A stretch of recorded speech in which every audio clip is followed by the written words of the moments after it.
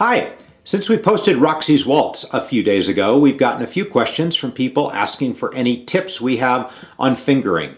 And I like the question because I love to finger pick, and I think the key to having your notes ring true and long, and also to being more efficient, which will allow you to go faster, the key to those things is having the correct left-hand fingering. So I'll show you what we do on that. Here we go.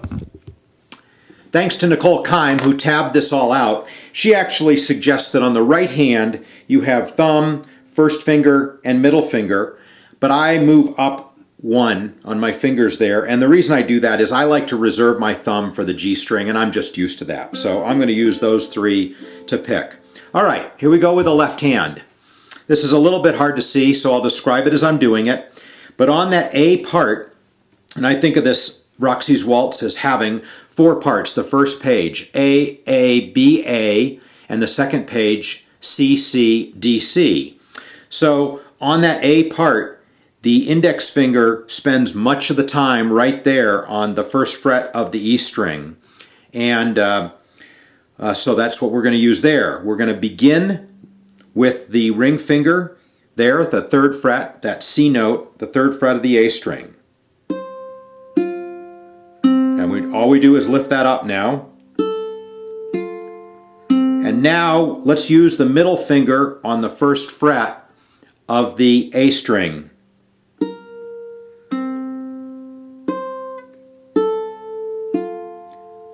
Middle finger, slide up 2 frets. And now, don't move those fingers, just place the ring finger and your pinky on the 5th fret, C string and A string. And that way we don't have to move too much. Let's do that part again.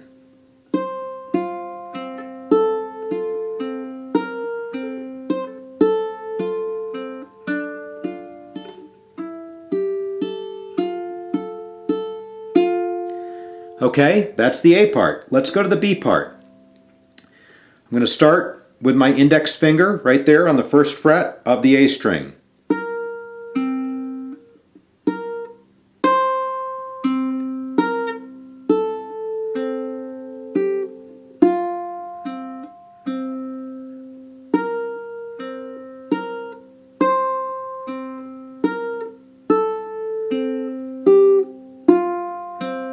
So a couple notes there. You'll see that I left that index finger down, no reason to pick it up, when we fret on that 3rd fret. So right here I leave it down and just use my ring finger there. Here, sometimes I use my ring finger, sometimes my middle finger there. Doesn't matter, there's a little better spread if I use my ring finger. Okay, one more time through that B section.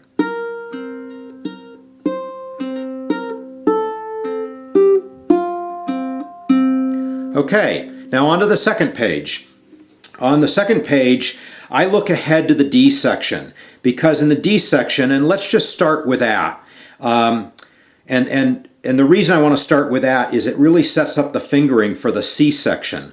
So, on the A string here, I'm going to, on the 7th fret, use my middle finger, my 2nd finger, and on the 8th fret, I'm going to use my ring finger. Now my pinky down.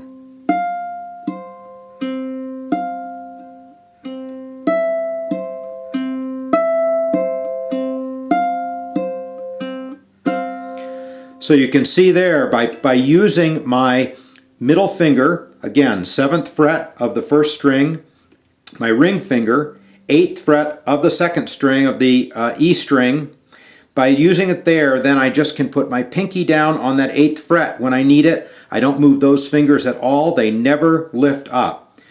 So, and that's the D section. And because I'm going to do that on the D section, when I do the C section, I like to use my pinky right there on that 8th fret to start off that C section. And that way I'm kind of used to having my fingers in this position, and when I get ready for the D, I like to have my second finger free to come right up there, and I like for it naturally to go there. So, my C section.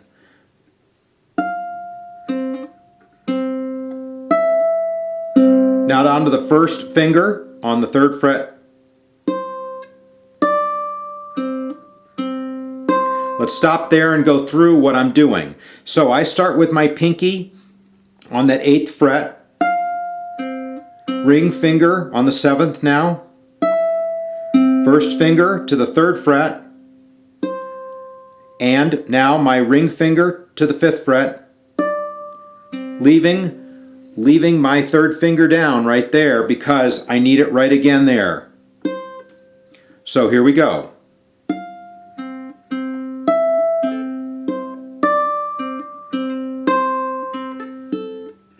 Slide them.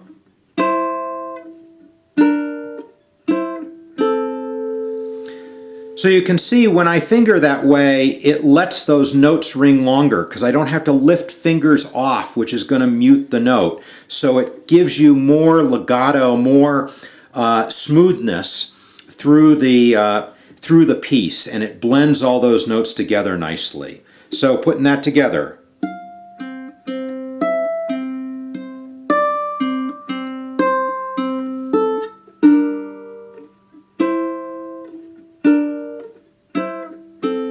And then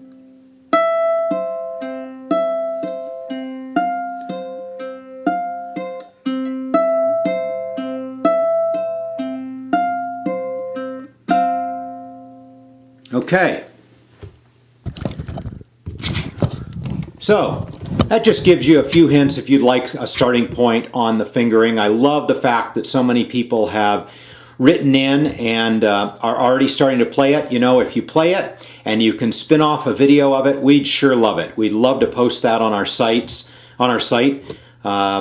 You're welcome to use this in any way you want, and as I mentioned the other day, we'd love you to write some more variations for the beautiful canon, Roxy's Waltz, that Aaron wrote.